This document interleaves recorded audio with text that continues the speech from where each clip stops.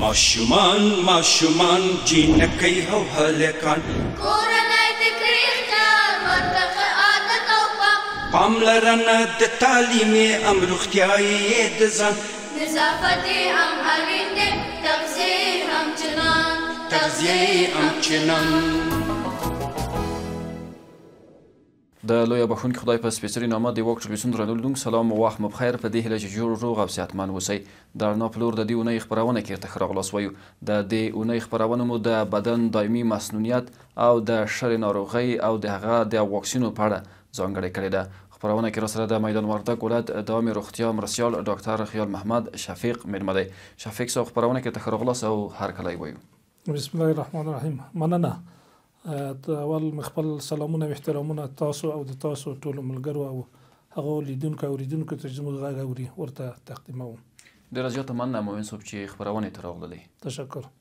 درنو لیدونکو او اوریدونکو لومړی اورو د بدن د دایمي مسنونیت په اړه. د بدن دایمي مسنونیت سیستم زموږ په بدن کې یو حیاتي برخه ده چې د مختلفو ناروغیو او ویروسونو په وړاندې د بدن دفاع کوي. دا سیستم د بدن د ساتنې او دفاع لپاره جوړ شوی دی او د هر ډول خارجي فکتورونو لکه بکتریاوو، فنګسونو او ویروسونو پر وړاندې مبارزه کوي. کله چې بدن ته یو ویروس یا بکتریا داخله شي هغه تشخیصوي او له منځه یې وړي. دا سیستم زموږ د بدن په اوږدو کې له مختلفو برخو څخه لکه د پوستکي، تنفسي سیستم او هاضمي سیستم څخه دفاع کوي. مامن صاحب لکه څنګه مو چې د دایمي مسنونیت په اړه معلومات ورکړل،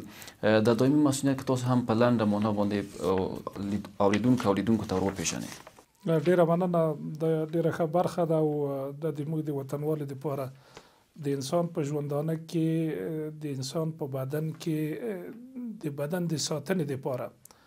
یو سیستم موجود دی چې هغې سیستم ته د انسان دفاعي سیستم یا معافیت ویل کېږي. دا که د مسؤلیت کلمه ورته استعمال کو بده نه ده، خو که چیرې دا د معافیت کلمه استعمال شي د ما په نظر دا ښه ده، ځکه په طبیعي ډول باندې چې الله انسان د ابتدا نه دی پیدا کوي او دته ژوند ورکوي د خارجي عواملو په مقابل کې چې انسان متاثره نشي ځنې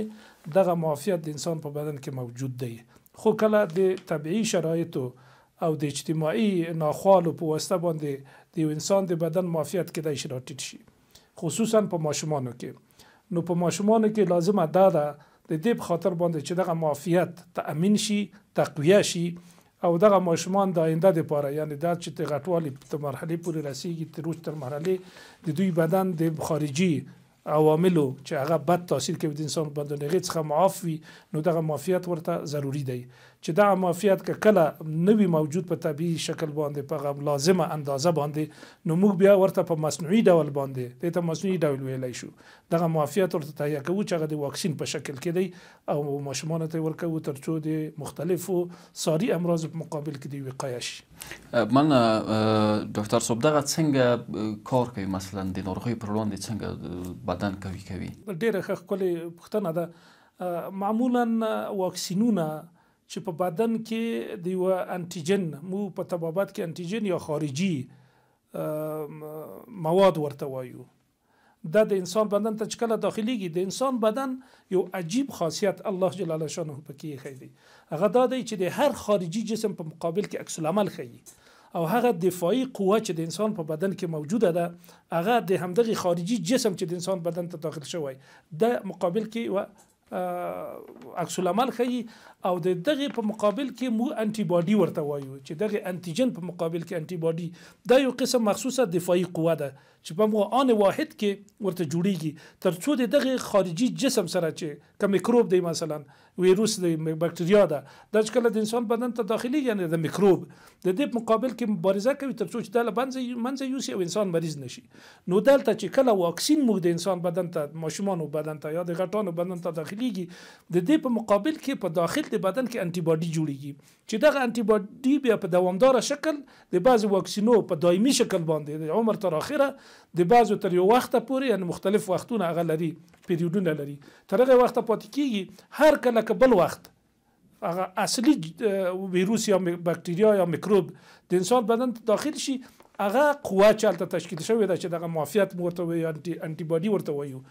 دغه هلته موجوده ده. په مجرد چې دغه میکروب داخل شي بدن ته نو هغه یې داسې زر پیژني ځکه دا خاص دغه د پاره جوړه شوې ده هغه پیژني دا چې طریقه د پیژنې دا څنګه هغه تخنیکی موضوع دغه ته نه زما خدا پیژني چې څنګه و پیژندل دغه مقابل کې دفاعي سیستم نسی دفاع کوي نو هغه میکروب لمنځه وړي تر څو چې دغه انسان د مریضۍ نه یا دغه میکروب د بد عواملو نه وساتي دا د انسان په بدن کې په دې شکل رامنځته کیږي. مننه. دایمي معافیت د انسان د بدن لپاره ولې حیاتي اهمیت لري؟ بالکل دا ډېره ښه خبر ده که تاسو د دې ساده مثال په دې خاطر ووایم چې زموږ وطنوال په دې باندې پوه شي چې د دایمي معافیت د انسان بدن کې ولې اهمیت لري. که موږ تاسو داسې فرض کړو چې زموږ د تاسو په مملکت کې یوه دفاعي قوه موږ ونه لرو چې دفاعي ارګانونه د موږ تاسو دغه وزارت دفاع د وزارت داخله ده او استخبارات دي که چیرې دا موجود نه وي تاسو فکر وکړئ چې خارجي دښمن د سرحد نه را دننه شي هغه چې هر څه وغواړي په دې ملک کې کولی شي. دا اوس که چیرې د موږ تاسو دفاعي قوې په دغه ښارونو کې کوڅو کې په کلیو کې په نورو ځایو کې نه وي په لارو په دې کې هغه ونه لري پوستې ونه لري او دښمن تشخیص نه کوي په هغه وخت کې د منځه یونیسي نو تاسو څه فکر کوئ چې د ملک په څه حال وي؟ همدغسې موږ تشبیه کوو د انسان بدن عین شکل لري دا یو مملکت فرض کوو په دې کې هغه دفاعي قوه چې د انسان په بدن کې ده کله چې د دښمن داخليږي یعنی میکروب یو دښمن ده د انسان د بدن کله چې دا داخليږي جسم ته موږ عضویت ورته وایي د انسان داخلي جسم کوم سیستمونه ارګانونه چې دي د عضویت دی یعنی د عضویت چې کله داخل شي خارجي جسم یا د میکروب دا په خپل باندې کچېره د دې مقابل کې دفاعي قوه موجوده نه وي دا خپل کار کوي هلته هغه ملټیپلیکیشن یو پروسه ده چې زیاتیږي د زیاتېدو په صورت کې د ویرولانس درجه ورته وایي ویرولانس هغه درجه ده چې میکروب یا کولی شي انسان په مرض باندې اخته کړي یعنی د برلاسي په هغه قوه باندې چې موجوده ده دا رامنځته کیږي که چیرې کافي دفاعي قوه په بدن کې نه وي نو دا میکروب برلاسي کوي انسان مریض کوي چې په بعضې مواردو کې که چیرې د انسان علاج ونه شي هغه کیدای شي مرګ خاطر بوځي. مننه. مهم صاحب کوم عوامل دي چې مثلا د انسان د بدن دایمي مسنونیت کوي؟ بالکل دا ډیره ښه خبره ده او ډیره ښه پوښتنه ده د انسان بدن معافیت اوس راځو دې ته چې د انسان د بدن معافیت په څه شي باندې تقویه کیږي او په څه شي ضعیفیږي دا مستقیما ارتباط نیسي په خارجي عواملو یعنی د انسان د بدن نه بیرون محیط یا دغه چاپیریال چې کوم دی په دې چاپیریال کې څو شیان موجود دي یو غذایی مواد چې انسان ورته ضرورت لري او د انسان د بدن انرژي او نور ټول احتیاجات هغه پوره کوي چې په دې جمله کې د انسان د بدن د معافیت تقویه هم د دغه خوراکي موادو څخه ده که چیرې هغه انسانان چې دوی ښه خوراکونه کوي کافي خوراکونه کوي هغه متوازن خوراکونه کوي چې موږ په دې باندې په تیر برنامو کې په دې باندې خبرې کړې دي چې متوازن خوراکونه کوم دي هغه چې په هغې کې ټول انواع د غذایي موادو موجود وي که څوک چې د دغه غذاګانو نه استفاده کوي د هغې معافیت بالکل ښه وي. مثال به زه داسې درته وایم چې که چیرې موږ تاسو دغه روغ خلک وګورو لکه موږ تاسو چې یو که چیرې موږ دا وګورو کیدای شي د توبرکلوز یا د سل میکروب د موږ تاسو په ششونو کې هم موجود وي ولې چون د موږ تاسو معافیت قوي دی هغې ته دا زمینه نه مساعدېږي چې هغه د مرض وخواته انسان بوځي ځای په ځای ملته پاتې کېږي یو پوخ د هغې د شاوخوا نه ګرځي په هغه ځای کې بندي ساتي تر څو چې له منځه ولاړ شي او که چیرې هغه ضعیف خلک چې دوی غذایي مواد یې سم نه وي غریب بیچاره خلک دي یا په غرونو کې دیوالو سیمو کې ژوند کوي ښه غذایي مواد نه ورسیږي د هغوی د بدن معافیت ډېر ضعیف وي په همدغه سبب دی چې د توبرکلوز مرض یا د سل مرض په غریبه طبقه کې ډېر زیات دی یا بعضې نور امراض دغسې په غریبانو کې په دې خاطر باندې چې صحیح کافي او لازمه او هغه ضروري غذا چې بدن ورته ضرورت لري هغه موجوده نه وي. بله خبره د اجتماعي شرایطو ده یو مثلا یو سړی په ډیره بده یو محیط کې یا په بده یو فضا کې ژوند کوي هغه یو رواني حالت خرابېږي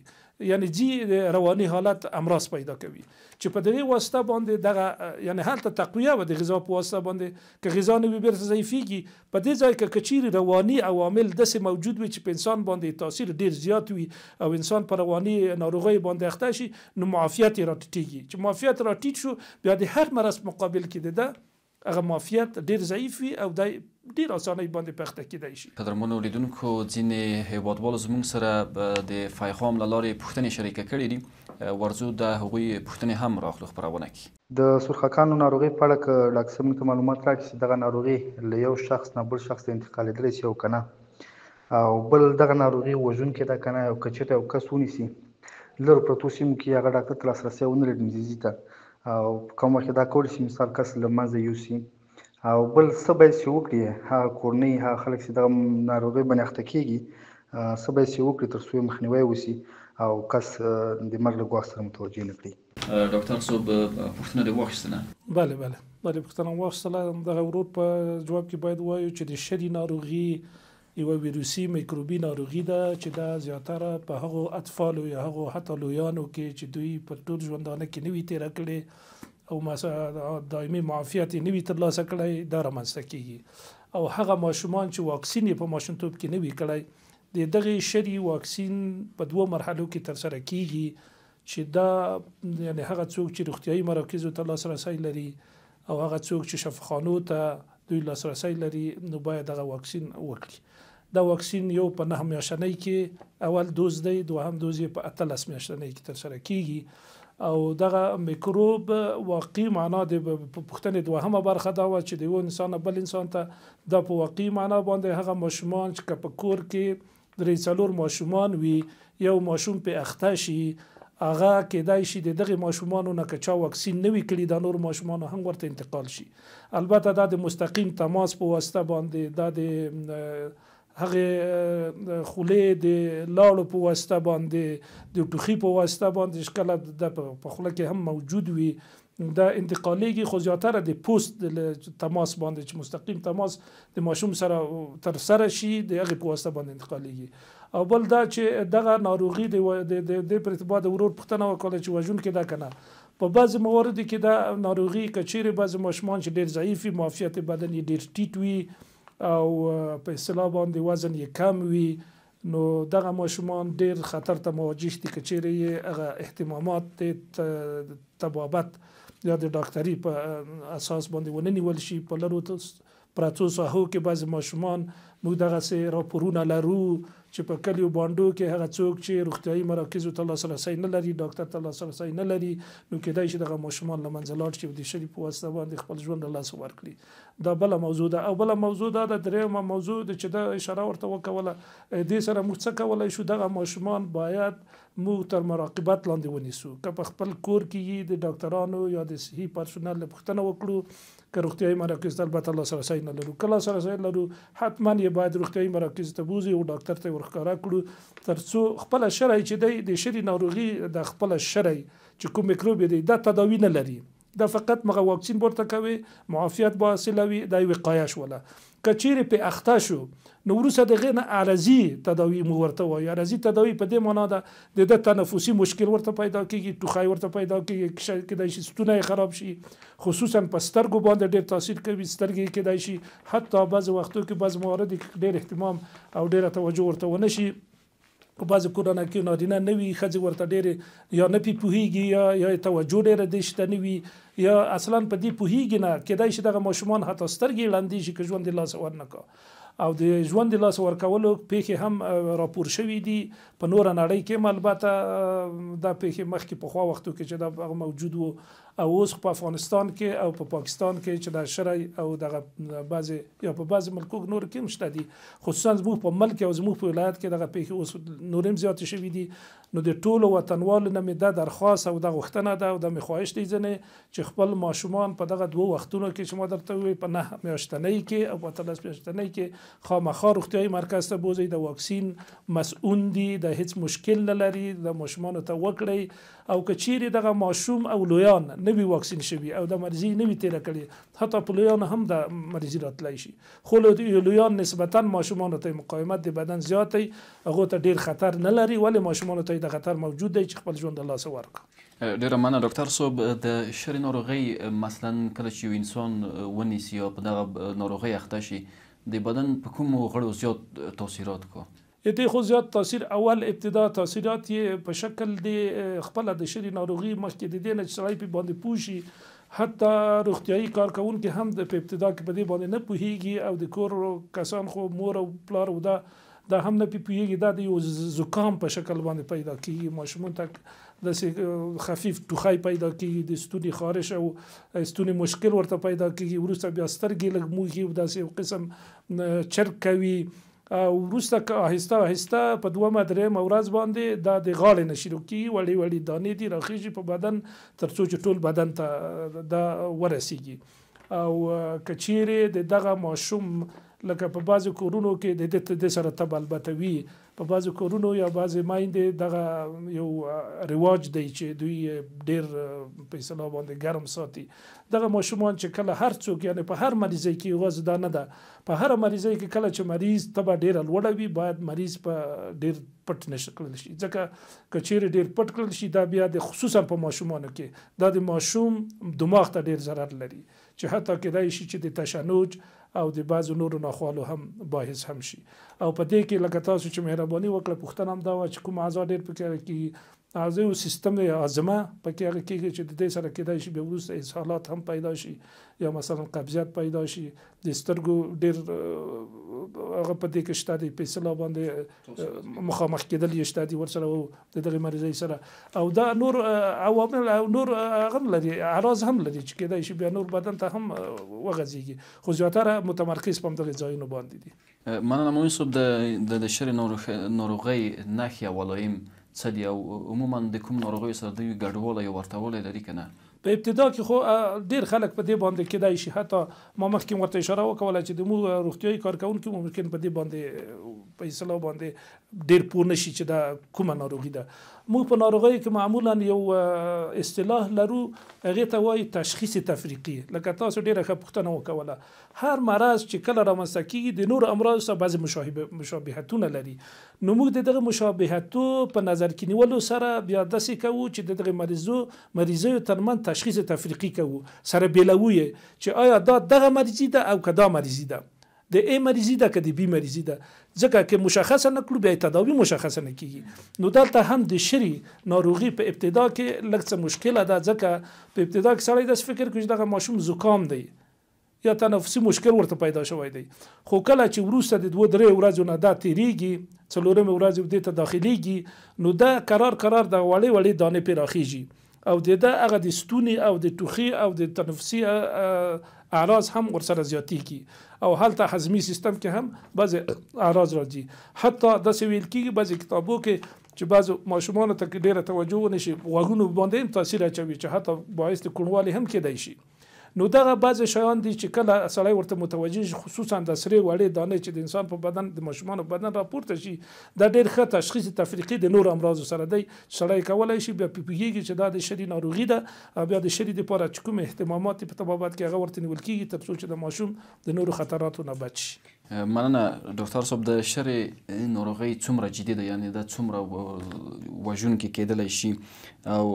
په ماشومانو باندې ولې زیات تاثیرات کو یو خو دا سوال مخکې هم حل شوی دی خو د ماشومان اول به دې ځای ته راشي ماشومان ولې ډېر تاثیر کوي ځکه معمولا ما مخکې هم د برنامه کې ورته اشاره کړې ده چې د ماشومانو د معافیت سیستم چې دی درجه یې ډېره ټیټه ده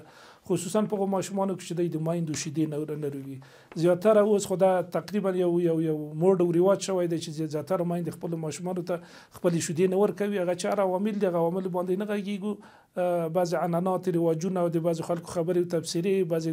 غلط راهنمایي دا باعث دي کېږي چې میندې خپلو ماشومانو ته خپلې شیدې ورنه کړي او هغه د پوډري شیدو نه کار اخلي او پوډري شیدې هم په هغه ترتیب باندې نه ورکوي کوم چې هغه د طبابت یو هغه دی سیستم دی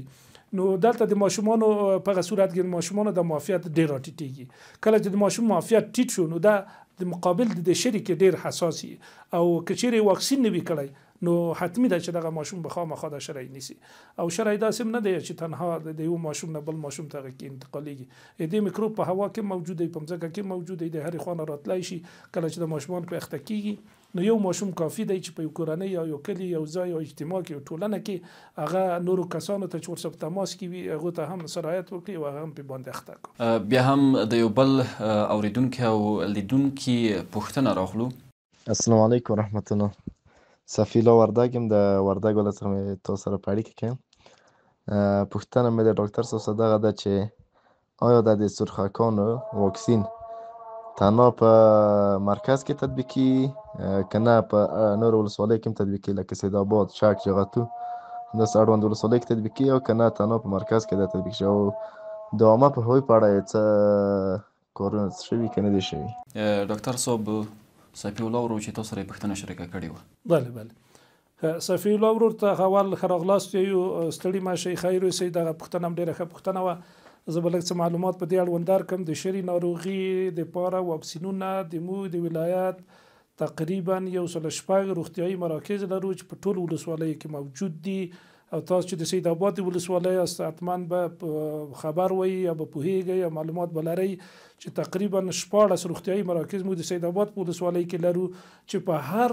ډیر واړه کلینیک کې هم تر شفاخانه پورې مو واکسین د 10 مرزونو لپاره په ټولو روغتیایي مراکزو کې لرو. دا تنها مرکز کې نه دي، د موږ د ولسوالۍ په هغه روغتون کې چې موږ د ملک محمد خان روغتون په سید آباد کې لرو، هغه د پخوای سپین کلینیک خلکو ورته ویل مشهور په سپین کلینیک د شفاخانه د ولسوالۍ د غین نیولې ته هغه واړه کلینیک چې موږ فرعي روغتیایي مرکز ورته وایو، دا هغه کې هم دغه شی موجود دي. یعنی د موږ واکسینو ته ټول خلک، هغه خلک چې په دغه ساحه کې ژوند کوي، دوی ورته لاسرسی درلودلی شي. او بل په ډیره تاکید په دا خبره زه خپل وطنوالو ته وکوم چې ټول واکسینونه د ټولو امراضو لپاره ماشومانو ته تاسو ورکړئ. یوازې شرعي نه دی، دا کې انفلوئنزا راځي، په دې کې د اسهالاتو راځي، په دې کې د سل واکسینونه شته دي، په دې کې د تور زیړي، د تور ټوخلې، د دفتري، یعنی موږ 10 امراض لرو چې ساري مرضونه دي او دا د یو انسان نه بل ته په ډېره اسانۍ باندې سرایت کوي. بعضې خطرناک دي، وژونکي دي، مثلا ټیټانوس که راواخلو، خپله د توبرکلوز که راواخلو، یا نور مرضونه دي همدغه شرعي دی. دا ټول کیدای شي چې هغه انسانان چې معافیت ډېر ټیټ دی کیدای شي او روغتیایي اهتمامات دوی ته ونه نیول شي، روغتیایي مراکزو ته ونه رسول شي، کیدای شي دوی حتی د مرګ سبب هم شي. نو هیله مو دا ده چې ټول وطنوال په شمول د صفي الله ورور تاسو کوشش وکوئ چې ټول ماشومان خپل، نه یوازې خپل ماشومان بلکې نورو ته هم تاسو توصیه من حیث یو روشن فکره ځوان په صفت باندې نورو کلیوالو ته، نورو خلکو ته هم د تبلیغ وکوي، ورته وایي چې دغه واکسینونه د امارت اسلامي د خوانه د ټول تایید شوي دي، شرعي کوم مشکل نه لري، په تطبیق کې مشکل نشته، مشکلات پکې نشته دي، ضرر نه لري، ټول د مسؤلیت او معافیت لپاره دي. نو دا ټول تطبیق کړئ، ان شاء الله د تاسو په ګټه به وي. من مومن صاحب د عامه پوهاوي هغه هم کړی او پوښتنه وشي مثلا د عامه پوهاوي برخه کې تاسو کوم کارونه کړی دي؟ د عامه پوهاوي برخه کې خو زه به دا په اطمینان ورته وایم چې د موږ په ټولو روغتیایي مرکزونو کې موږ هره ورځ یوه برنامه لرو، پروګرام لرو د تقسیم اوقات مطابق، چې یو نفر د موږ حتما میندو او ورونو ټولو ته کله چې دوی کلینیک ته مراجعه کوي، موږ هلته دغه امراض په باره کې دوی ته عامه پوهاوی ورکوو. دې نه بغیر د موږ هغه واکسیناتوران چې دوی موږ د ساحې ته د تګ یو پروګرام لرو، چې کله بعض ماشومان دوی غیر حاضر وي یا نه راځي دلته کلینیک ته، یا یو واکسین ته راغلي وي، دوم دوزې پاتې وي، نو دوی پسې ورځي مغه کلي ته، ادرس شته دی، د کور ادرس شته دی، دوی ورځي همغه ځای ته. او د دې په څنګ کې موږ روغتیایي پوستې په نامه باندې پوستې لرو، هیلت پوسټونه ورته وایو. هغه هیلت پوسټونه په کلیو کې مثلا موږ د ملک محمد خان د شفاخانه مثلا فرض کړه 8 دانې هیلت پوسټونه لرو په شاوخوا کلیو کې دي، هغوی هم هلته یو نارینه یو ښځینه په هغې کې موظف دي، تر څو دوی خلکو ته هم عامه پوهاوی ورکا او هم هغه امراض مرضونه او هغه میندې او خویندې چې دوی بعض مرضونه چې هلته علاج نه کیږي، دوی راهنمایي کړه د شفاخانه یا د بل کلینیک چې هلته علاج کیدای شي، هغې ته یې راهنمایي کړه. دا په خپله باندې یو عامه پوهاوی دی. نو په دې ارتباط باندې بغیر د دې نه چې موږ د کلینیکو په کچه باندې دا ترسره کوو، په سیارو ټیمونو کې هم موږ دا ترسره کوو، په د هیلت پوسټونو کې هم دا ترسره کوو، او کله کله داسې هم کیږي چې موږ بعضې ټیمونه ووځي په دې پسې د تبلیغاتو دپاره، د همدغې عامه پوهاوي دپاره کلیو بانډو ته لاړ شي. او د دې په څنګ کې بعضې مؤسسات هم موږ لرو چې هغوی د دغې عامه پوهاوي په برخه کې کار کوي. دا چې د سید آباد په ولسوالۍ کې څومره دي زه ډېر معلومات په دې باره کې نه لرم، ځکه چې هغوی بیا په بل چا پورې ارتباط لري چې دوی هلته ځي د عامه پوهاوی د روغتیا په برخه کې عامو خلکو ته، میندو خویندو ته ورکوي. ډیره مننه مومن صاحب. دا چې موږ په دغه برخه باندې وګورو چې مثلا د شری ناروغۍ چې د مثلا د په ماشومانو باندې تاثیرات کو او ماشومان په دغه ناروغۍ اخته کی، د دې ترڅنګ لویان هم په دغه ناروغۍ اخته کیږي او آیا په لویانو هم تاثیرات کولی شي؟ بله، دغه موضوع به زه د سره والم د دوی برخه به یې کو. یوه برخه دا د مخکې لیدلی چې په افغانستان کې د پولیو د واکسین سیستم په یو سیستماتیک شکل باندې شروع شي. د دې نه مخکې پخوا وختو کې چې د موږ په یاد کېږي په هغه وختو کې د شری ناروغي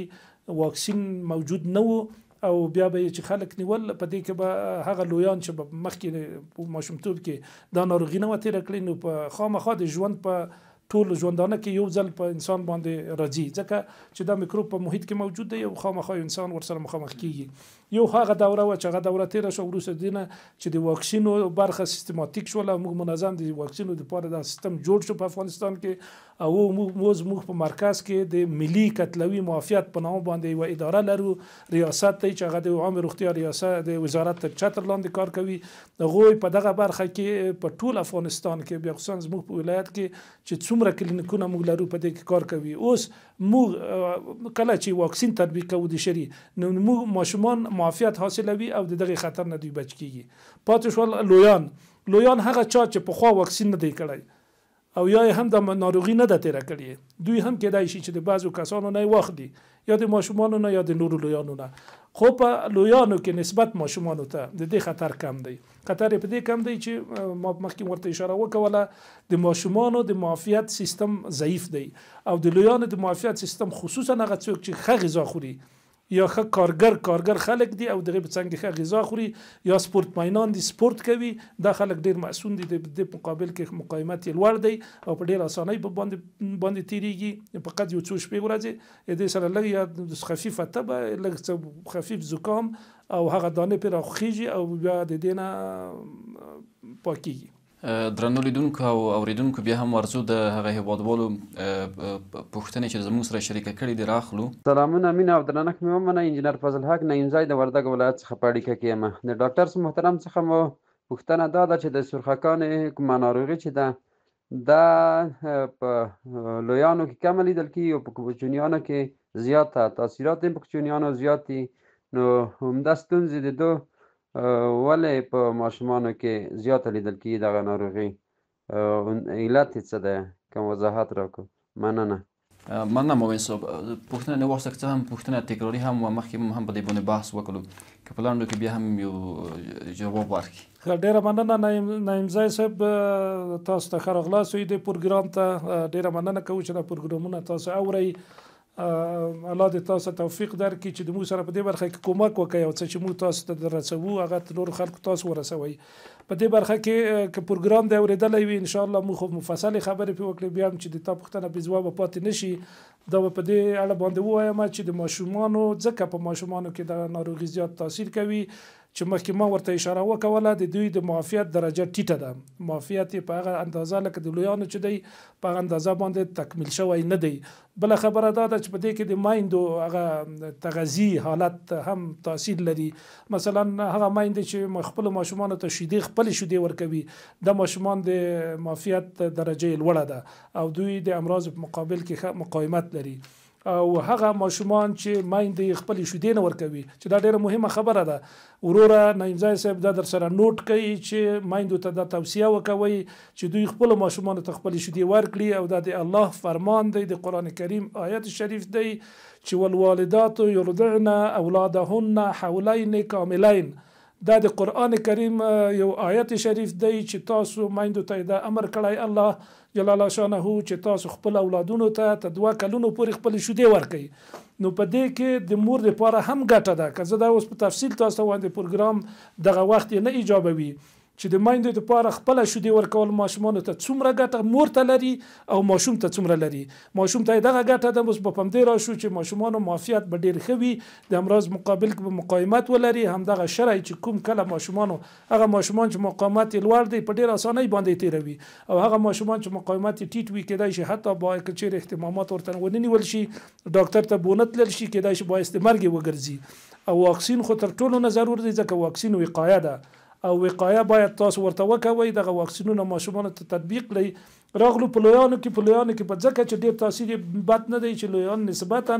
د معافیت درجه یې لوړه ده، او هغه څوک چې ښه غذا خوري د هغې درجه د معافیت کامله لوړه وي او هغوی باندې دغه امراض یا خصوصا شرعي ډیر بد تاثیر نه کوي. او هغه کسان که چیرې لږ ضعیف وي یا غذایي حالت ښه نه وي، په لویانو کې یو څه مشکلات راولي، خو دومره زیات نه وي لکه د ماشومانو په اندازه. ډیره مننه په دې هیله چې د اوریدونکي پوښتنه جواب شوي وي او خپل جواب یې ترلاسه کړی وي.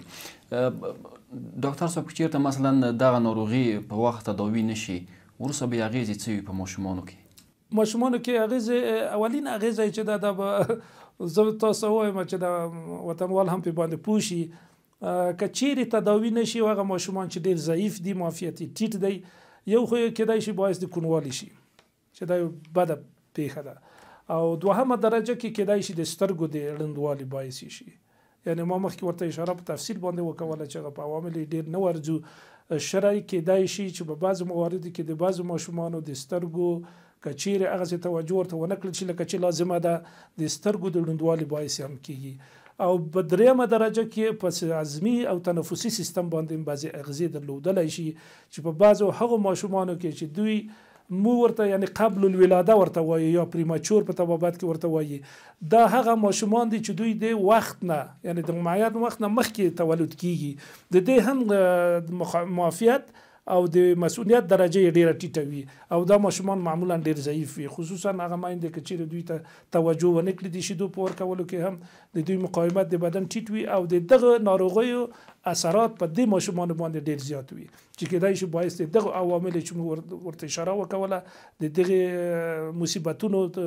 باعث شي او ماشومانو ته دغه ضرر ورسوي. ډېره زیاته مننه ډاکټر صاحب چې خپرونه ته راغلې او خپرونه کې درست تشکر مننه تاسو نام الله دې تاسو د ټولو دغه هڅې هاندونه په خپل دربار کې قبول او منظور وګرځوي. تشکر.